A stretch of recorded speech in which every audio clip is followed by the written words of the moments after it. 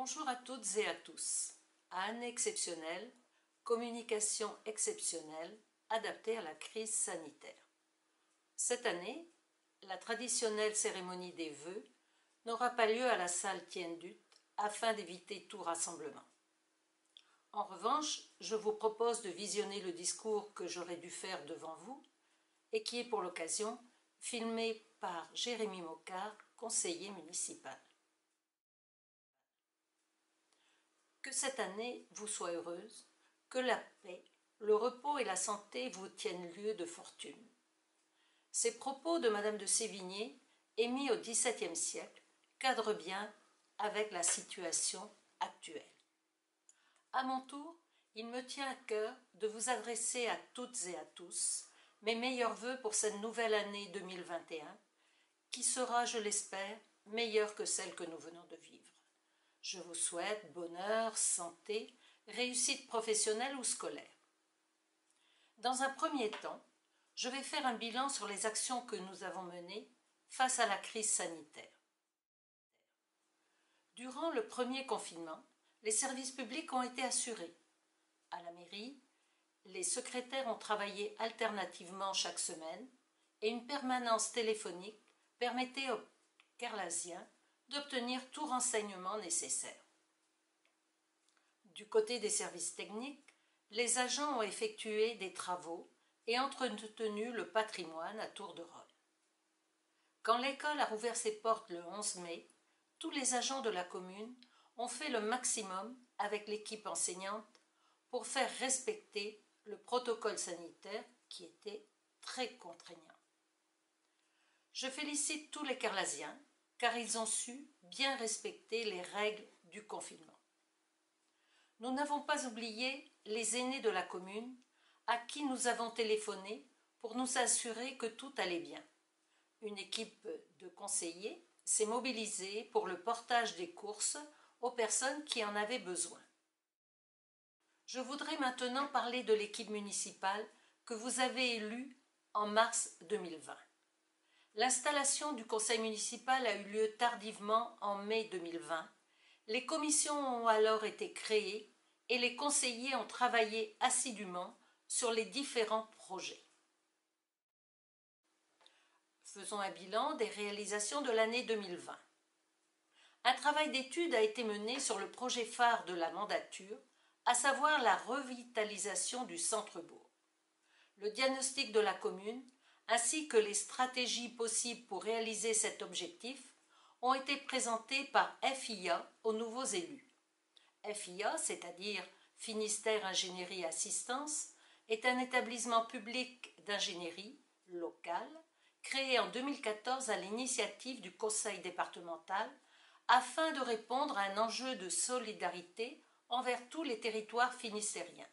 Le 15 décembre 2020, les conseillers ont délibéré pour approuver ce projet qui inclut un schéma global de revitalisation du bourg avec les actions à mener tant sur la requalification de la route, aménagement et sécurisation de la départementale et de la création de chemins doux que sur la réhabilitation de l'habitat dégradé.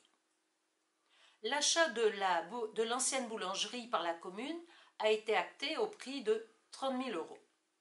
Le projet est de reconstruire des logements sociaux dans les étages et de recréer un commerce multiservice café au rez-de-chaussée.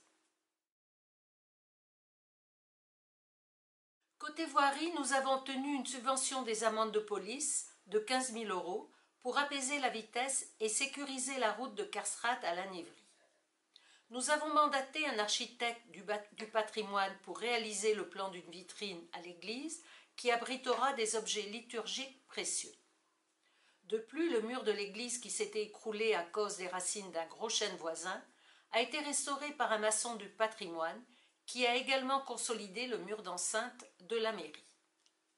Autre point, en ce qui concerne l'école, de gros travaux ont été réalisés pendant les vacances de Pâques et cet été, à savoir l'installation de plafonds avec chauffage électrique intégré dans les 2 salles de classe du rez-de-chaussée et dans la salle de motricité.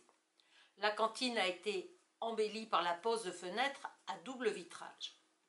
Tous ces travaux qui apportent un confort supplémentaire à l'équipe pédagogique et aux élèves, permettent aussi de faire des économies en matière de dépenses d'énergie. Autre amélioration, à la cantine, du mobilier neuf, tables et chaises, a été acheté. Ne quittons pas l'école puisque nous avons obtenu des subventions à hauteur de 70% pour l'agrandissement du jardin de la garderie et pour l'installation d'une structure de jeu à l'école.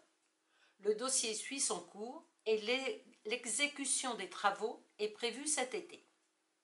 Un vidéoprojecteur a été acheté à la salle Tiendut pour l'organisation des réunions.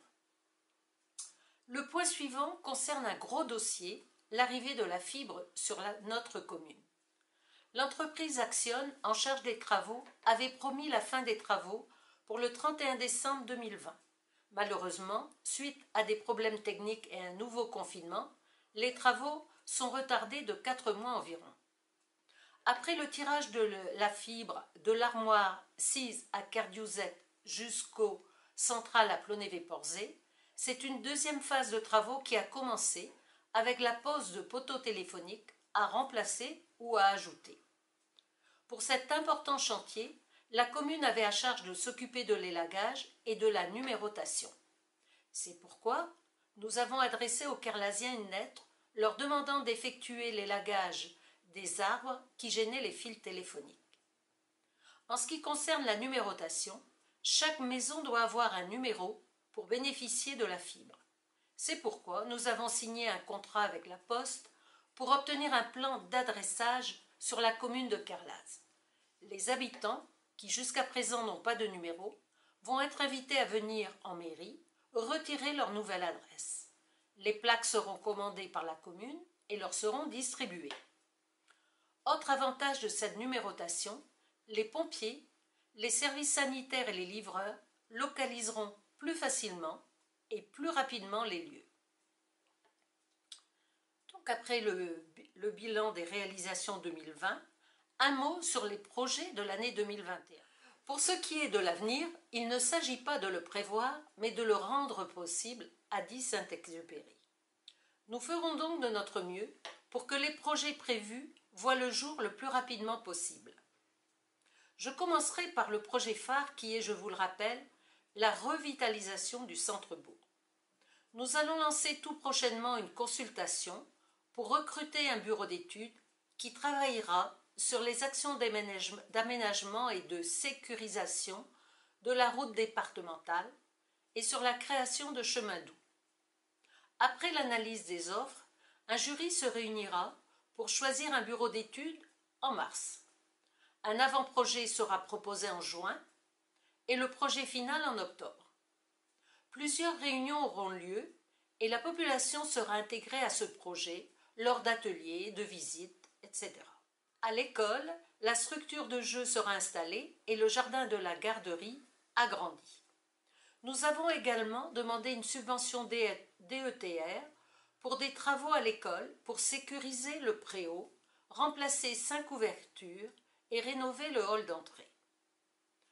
Point suivant, quand le plan de la vitrine de l'église aura été adopté, celle-ci sera mise en fabrication et devrait être installée à la fin de l'année 2021. La commune accompagne aussi l'association Saint-Germain pour la restauration de la fontaine Saint-Évin qui se situe dans un champ privé près du vieux châtel. Celle-ci sera rénovée et mise en eau. Une convention tripartite sera établie entre la commune, le propriétaire du champ et l'association pour une servitude de passage. Point suivant, le bailleur social Lopac a construit 10 maisons locatives près de la place des Résistants. Suite aux 2 confinements, le chantier a pris du retard, mais j'ai le plaisir de vous annoncer que les premières maisons achevées vont être louées au mois de mars. Côté environnement, une équipe de conseillers a pris en charge les sentiers de randonnée. Autre dossier qui concerne l'environnement, le dossier pour établir une servitude de passage le long du littoral, pour acter le dernier tronçon de cheminement jusqu'à la plage du Riz, suit son cours. Un petit mot maintenant sur les associations. J'espère que les associations qui ont été en sommeil en 2020 connaîtront des jours meilleurs en 2021. Je pense notamment au club de foot qui a dû clore sa saison faute de joueurs et j'espère que le club loisir football sera créé cette année. L'association du patrimoine a continué d'entretenir la fontaine Saint-Germain, les lavoirs et les calvaires et poursuit le projet de restauration de la fontaine Saint-Évin. Les autres associations de la commune, comité des fêtes, association des parents d'élèves, loisirs et détente, et les bénévoles de la bibliothèque ont dû se plier aux contraintes du protocole sanitaire. Nul doute qu'ils seront fort motivés lors de la reprise d'une vie normale. Les activités qui se déroulaient à la salle Tiendut, je veux parler du yoga, de la gym douce et de la danse country, connaissaient un grand succès jusqu'à la cessation des cours en raison de la crise sanitaire. Les adhérents ne souhaitent qu'une chose, c'est la reprise des cours. Le marché qui était moribond en mars 2020, à la demande des commerçants, a bien redémarré le vendredi soir de 17h à 19h. Les fidèles sont présents à ce rendez-vous hebdomadaire. Les aînés de la commune ont été privés du traditionnel repas convivial, mais ils n'ont pas été oubliés puisque nous leur avons remis un colis gourmand.